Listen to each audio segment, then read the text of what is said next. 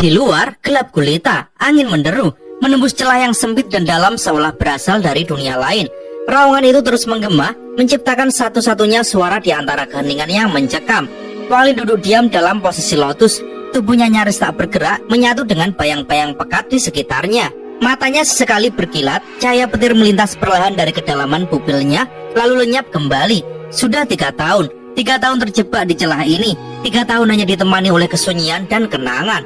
Ketika seseorang terlalu lama sendirian, yang tersisa hanyalah bayangan masa lalu.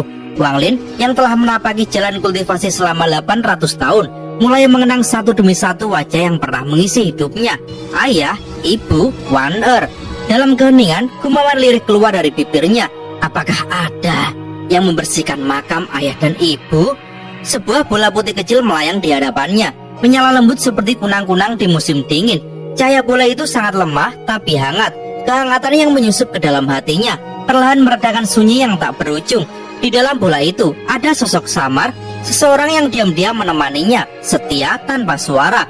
Walau langit runtuh, laut mengering, atau dunia berputar balik, sosok itu tetap ada untuk Wanglin. Bahkan jika kelak dia bereinkarnasi lagi. 3 tahun lalu, kekuatan isap di luar celah ini tiba-tiba meledak. Dari 60% peluang untuk lolos, kini tinggal 20%. Itu cukup untuk membunuh siapapun yang nekat keluar. Namun, Wanglin tidak gentar. Ia menunggu. Ia memanfaatkan waktu ini untuk menenangkan diri, memahami teknik pedang satu-satunya dari pedang legendaris, yaitu pedang kekayaan. 2 tahun penuh dia merenungi pedang itu, hingga akhirnya pedang lenyap, meninggalkan pemahaman mendalam yang berakar di dalam hatinya. Hari-hari berikutnya diisi dengan meditasi dan kesendirian. Sesekali dari tas penyimpan muncul gulungan tua yang menampakkan sosok wanita yang memanggilnya dalam bisikan samar. Tapi Wanglin tak bergeming. Rasa ingin tahu itu bisa membunuh, dan Wanglin sudah cukup lama hidup untuk tahu kapan harus menahan diri. Di sebelahnya, seekor katak biru duduk tenang, bukan sembarang katak, tapi katak petir, makhluk yang menyukai kilat. Setiap kali Wanglin mengirim petir dari jarinya, sang katak menjulurkan lidah dan menelannya dengan nyaman. Namun ada yang mengganggu pikiran Wanglin. Jiwa sungai neraka miliknya belum sempurna. Jiwa yang dia miliki sekarang memang puas, tapi tak memiliki niat membunuh yang sesungguhnya. Untuk itu, Wanglin tahu kelak ia harus kembali ke dunia fana untuk menyaksikan penderitaan, menyentuh kegilaan, dan dari sana memurnikan jiwanya sendiri. Wanglin mengulurkan tangannya ke batas celah. Saat jarinya melewati garis itu, rasa sakit luar biasa merambat. Kulitnya beriak, kukunya seolah dicabut, tapi ia tetap diam menahan semuanya. Langkah demi langkah, ia menguji kekuatan isap. Tak hanya kuat, tapi juga dingin, meresap masuk ke tubuh. Namun dia belum menyerah, masih belum cukup, gumamnya. Di luar celah, binatang-binatang buas berkumpul. Mereka tak berani mendekat, takut tersedot ke dalam lubang. Namun ada satu makhluk istimewa, seekor binatang bersinar ungu yang berkeliaran resah di sekitar lubang. Sudah 3 tahun, makhluk itu menunggu. 3 tahun memanggil dari kejauhan, seperti anggota keluarga yang menanti seseorang pulang ke rumah. Dia adalah nyamuk raksasa Wanglin. Dalam keheningan mutlak dan kegelapan abadi dari celah dunia yang menganga, tubuh Wanglin ditarik oleh kekuatan luar biasa dari dalam lubang. Celah itu bukan sekedar retakan di bumi, ia adalah mulut raksasa dunia bawah. Haus akan jiwa dan daging, berusaha melahap segala yang mendekat. Angin hisapan menggila, rambut dan jubah Wanglin terangkat liar, seperti bendera perang yang diterpa badai. Bahkan di bawah kulitnya, daging dan darah tampak bergolak, bergeser oleh kekuatan brutal yang menyentaknya. Namun, Wanglin tetap duduk dalam posisi lotus. 7 hari berlalu dalam keheningan dan tekanan, namun dia tak bergerak. Ia menyesuaikan tubuh dan jiwanya, membiarkan dirinya dilatih oleh kekuatan yang tak terlihat itu. Dan pada hari ke-7, dia membuka matanya, pandangannya tajam seperti bilah pedang yang telah diasah ribuan kali. Dia melangkah maju, 10 kaki lebih dekat ke jurang. Kekuatan hisap langsung menyambarnya. Tubuhnya terguncang, tapi dia tak mundur. Sebaliknya, dia duduk kembali, lalu melepaskan perlindungan spiritualnya, membiarkan kekuatan lubang menyeretnya sekuat tenaga. Saat tubuhnya nyaris tersedot keluar, Wanglin menampar tas penyimpanannya. 7 pedang terbang, membentuk formasi pedang 7 bintang yang menancap di tanah sekelilingnya. Sambaran petir menghubungkan tiap pedang, membentuk jaring energi yang menahannya tetap di tempat. Suara siulan angin bercampur dengan raungan spiritual, menciptakan irama medan pertempuran tanpa lawan. Namun kekuatan isap itu bukan hanya menyasar tubuhnya. Jiwa asal Wanglin pun bergetar. Ia ditarik, hendak dilucuti dari tubuhnya. Di saat genting, penghalang kuno muncul kembali, mengunci jiwanya dalam tubuh. Tapi itu tak menghentikan niat pembantaian dalam tubuhnya untuk ikut keluar. membentuk garis-garis merah menyala di bawah kulitnya seperti akar neraka yang tumbuh di tubuh manusia fana. Dia terus melangkah maju, 3 kaki demi 3 kaki, dan 7 pedangnya ikut bergerak bersamanya. Setiap langkah mendekatkan dia ke jantung kekuatan itu, dan garis merah di tubuhnya makin padat hingga mencapai 1 juta garis, tepat mencerminkan energi pembantaian di dalam dirinya. Formasi pedangnya bernyanyi, nyanyian senjata yang menolak kehancuran.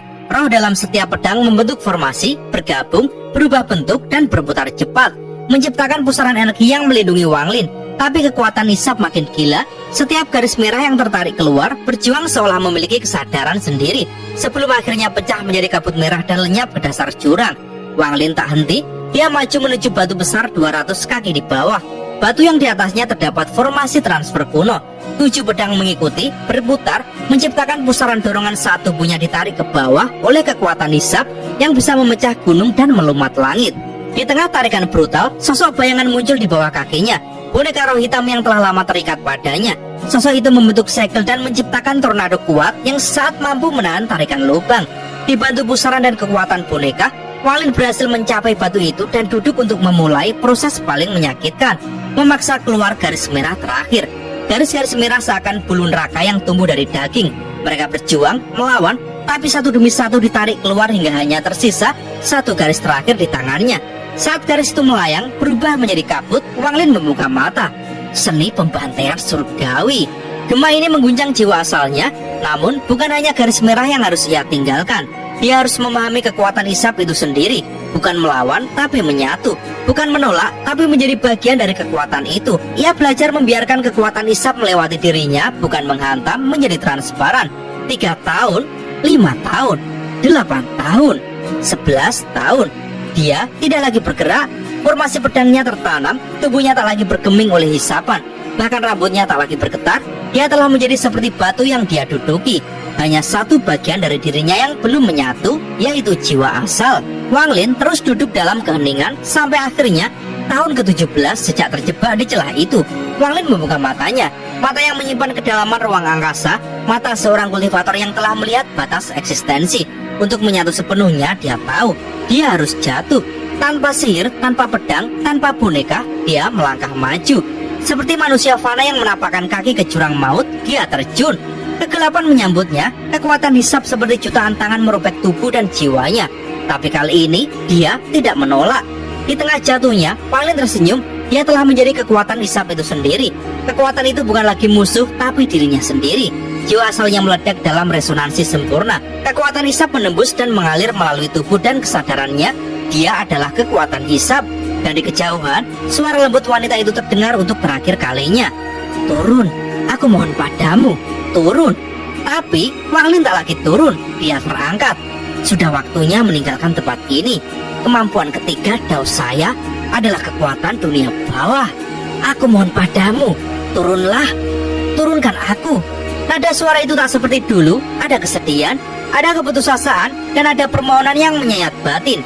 Wang Lin berhenti, tubuhnya membeku di udara. Suara ini pernah menyertainya di awal perjalanannya dalam celah ini, lalu diam seiring waktu berjalan, tapi kini suaranya kembali dengan emosi. Dari dalam tas penyimpanannya, Wang Lin mengeluarkan gulungan misterius. Saat terbuka, tampak sosok perempuan yang membelakanginya. Bukan wajahnya yang dilihat Wang Lin, melainkan auranya, sebuah keanggunan abadi yang tidak bisa diungkapkan oleh kata. Aku hanya ingin melihat. Aku tidak bisa keluar dari gulungan ini. Kau tidak dalam bahaya. Wang Lin menatap kegelapan di bawahnya, lalu menggeleng. Waktunya terlalu sempit. Olsir dan para leluhur lainnya akan segera tiba di tanah roh iblis. Dia harus segera menyelesaikan persiapannya. Bahkan 1 detik yang sia-sia berujung kematian. Dia tidak bisa menuruti rasa ingin tahu. Tidak sekarang, tapi sebelum dia pergi. Tiba-tiba wanita itu berkata lagi, "Jangan kau ingin tahu asal-usul manik di dalam jiwa asalmu." Kata-kata itu menghantam batin Wang Lin seperti 10.000 petir. Tubuhnya langsung berhenti di udara. Dan apakah kau tidak ingin jiwa perempuan itu pulih? Makduar. Suara lembut itu menghancurkan ketenangan 800 tahun kultivasi Wang Lin. Dalam sekejap, semua ketenangan, semua logika, semua pertimbangan strategis runtuh. Badai emosi yang telah lama dipendam meledak seperti lahar yang selama ini tertahan oleh gunung. Matanya berubah liar, tatapannya bukan lagi mata seorang kultivator bijak, melainkan mata seorang manusia, seorang lelaki yang kehilangan sesuatu yang tak tergantikan. Apa yang kau katakan? Suara Wang Lin serak penuh gejolak. Bahkan raungan kekuatan hisab di celah itu yang telah berlangsung jutaan tahun tiba-tiba melemah. Aku bisa memberitahumu asal usul manik itu, lanjut si wanita itu. Aku tahu bagaimana membangkitkan jiwanya, dan aku bisa membuka jalan untukmu pergi dari sini. Wang Lin memejamkan matanya. Logikanya menolak, tapi hatinya telah runtuh. Ketika dia membuka matanya lagi, dia tidak berkata sepatah kata pun. Dia hanya mengulurkan tangan, meraih gulungan itu, dan seperti meteor menyala di langit, terjun ke dalam kehampaan. Saat itu dia tidak berpikir. Dia tidak lagi mencoba membedakan antara benar atau salah. Dia tidak tahu apakah wanita itu berkata jujur, tapi dia tahu satu hal. Dia tidak sanggup mengabaikan harapan itu. Bukan sekedar gulungan yang digenggamnya, itu adalah harapan. Selama lebih dari 8 abad, Wang Lin hidup dengan ketenangan dingin. Dia mampu meninggalkan siapapun, dia mampu memutus apapun, tapi hanya manusia yang mampu merasakan kehilangan. Dan ketika kehilangan itu mengguncang jiwanya, dia tidak lagi bisa menjadi batu. Kamu bisa yakin, aku tidak akan menipumu, bisik wanita itu dari dalam gulungan. Aku bahkan telah melanggar sumpah besar, hanya demi berkata padamu. Wang Lin tidak menjawab, tapi cengkeramannya menguat seolah dia menggenggam bukan benda, tapi seluruh masa lalunya. Kegelapan menyelimuti semuanya. Kekuatan hisab dari lubang tak berdasar itu semakin liar, semakin dingin, tapi Wang Lin tetap melaju ke bawah. Waktu berlalu, 1 hari, 1 bulan, atau mungkin 1 tahun. Lalu di tengah kehampaan yang tampaknya abadi, sebuah koridor terbuka.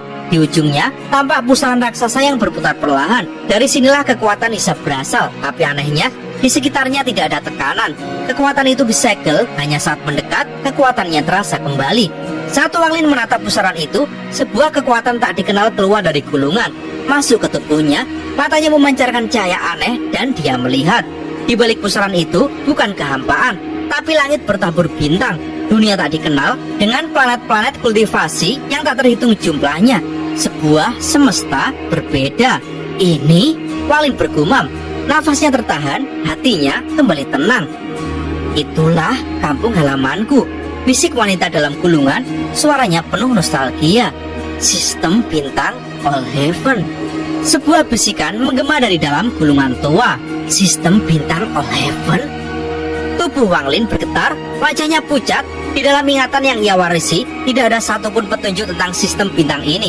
Bahkan Tusi, kultivator kuno dari zaman leluhur, pun tidak tahu apa-apa soal All Heaven.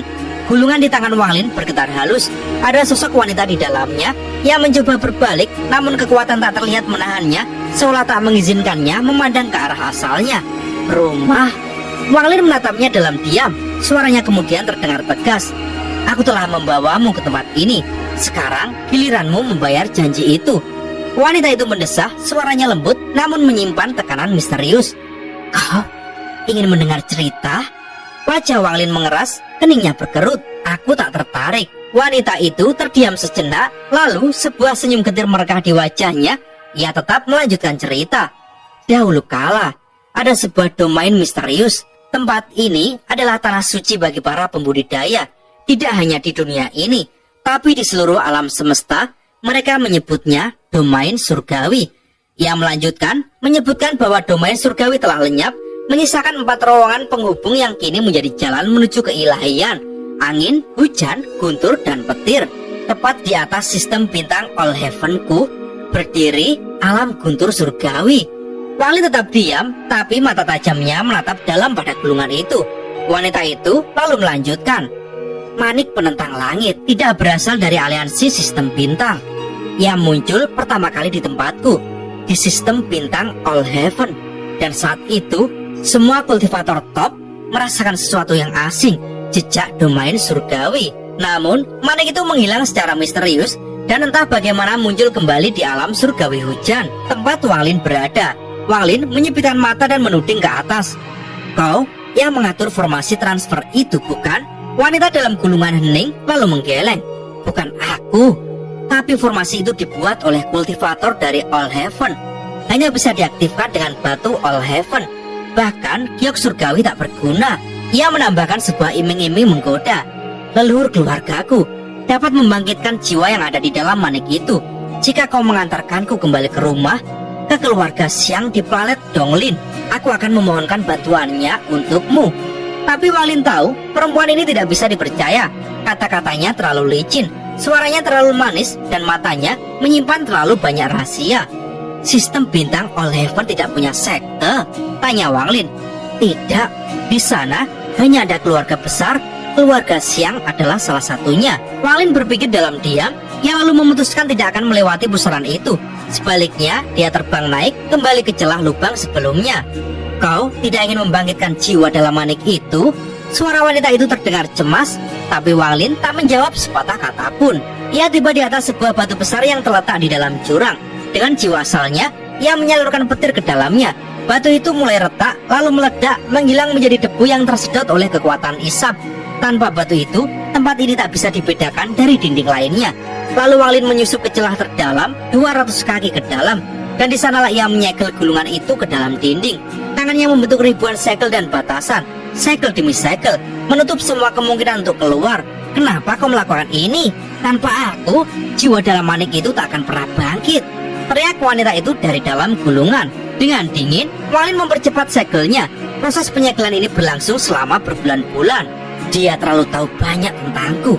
Aku tidak bisa membunuhnya, maka lebih baik menguburnya selamanya. Setelah penyegelan selesai, Wang Lin menjauh, mengawasi dari kejauhan. Beberapa hari kemudian, fluktuasi energi muncul dari dalam dinding. Wang Lin membuka mata dan tersenyum dingin. Ia memanggil penjaga langit. Bayangan besar muncul dari punggungnya. Segel. Ledakan kekuatan surgawi menghantam celah itu, memperkuat segel.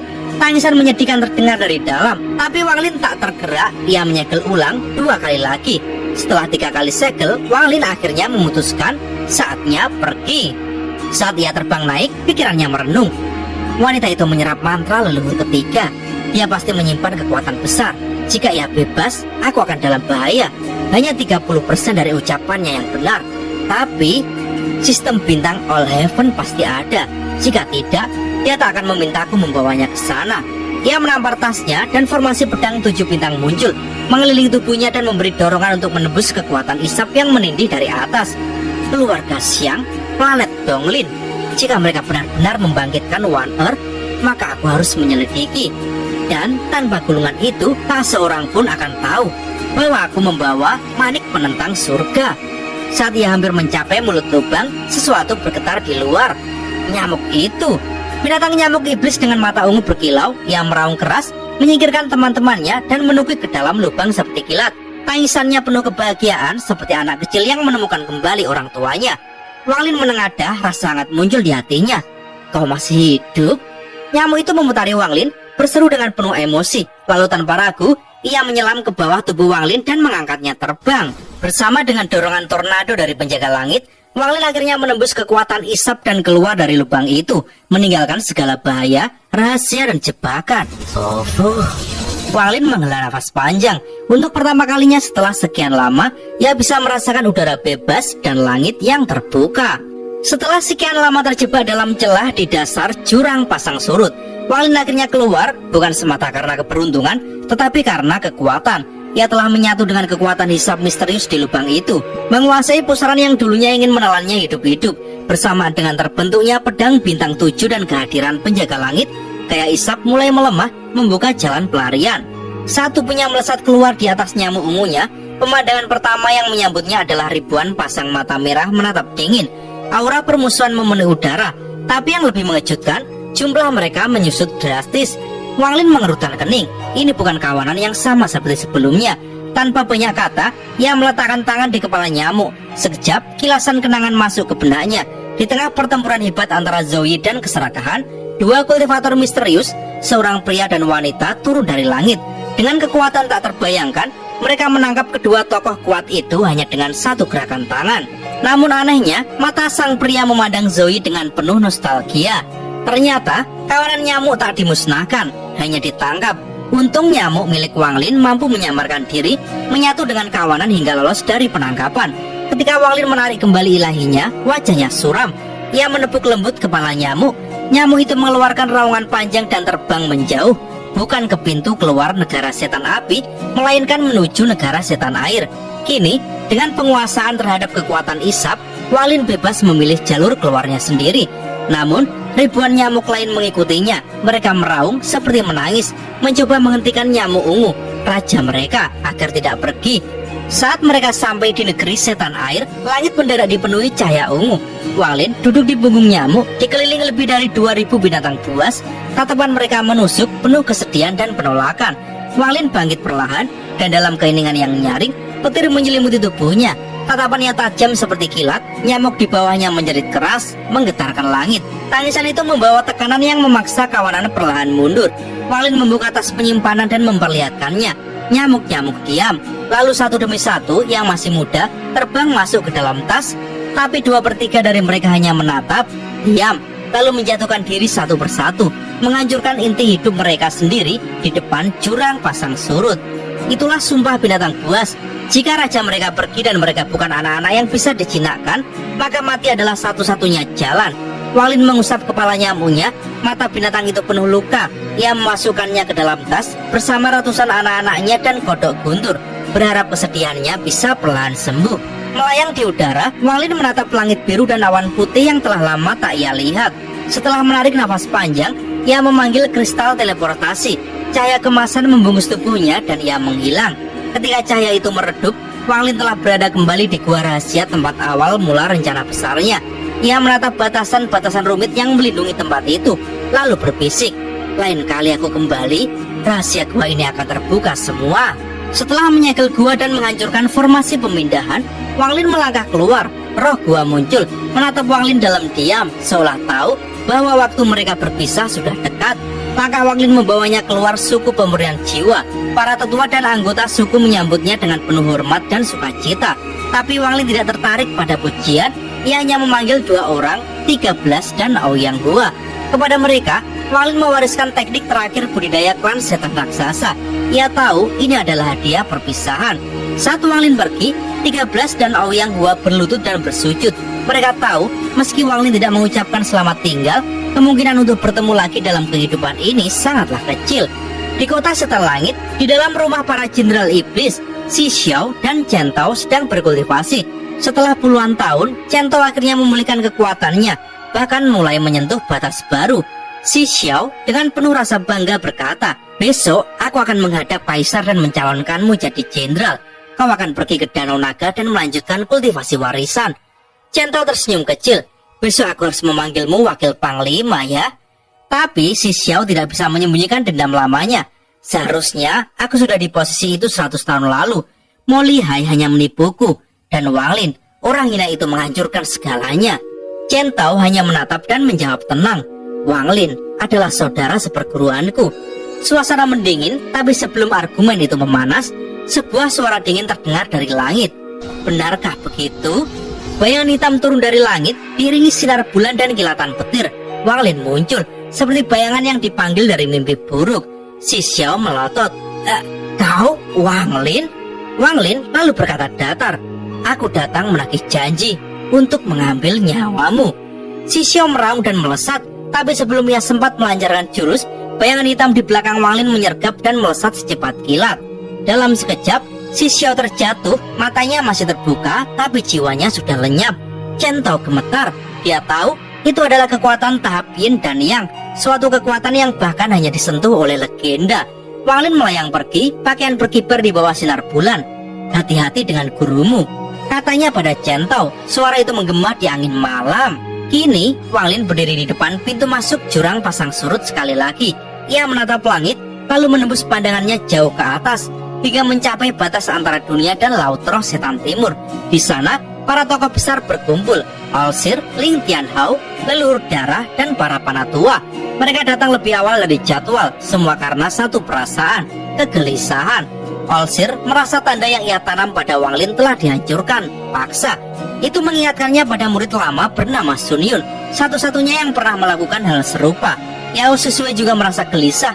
Hati seorang ayah tahu ada sesuatu yang salah. Dan Ling Tianhao murka dalam diam. 9 dari 12 pedang telah padam. Keserakahan harus memberi jawaban. Mereka tak tahu semua kegelisahan, semua perubahan rencana besar mereka, semua berasal dari satu nama, Wang Lin. Dan cerita pun bersambung. Oke teman-teman, terima kasih sudah nyimak alur cerita kali ini sampai habis. Semoga teman-teman terhibur. Kurang lebihnya mohon maaf ya. Yang namanya spoiler pastinya ada yang meleset soal detail cerita dan episodenya ya. Oke, jangan lupa terus dukung channel ini agar terus berkembang. Dan sampai jumpa di episode selanjutnya. Bye-bye.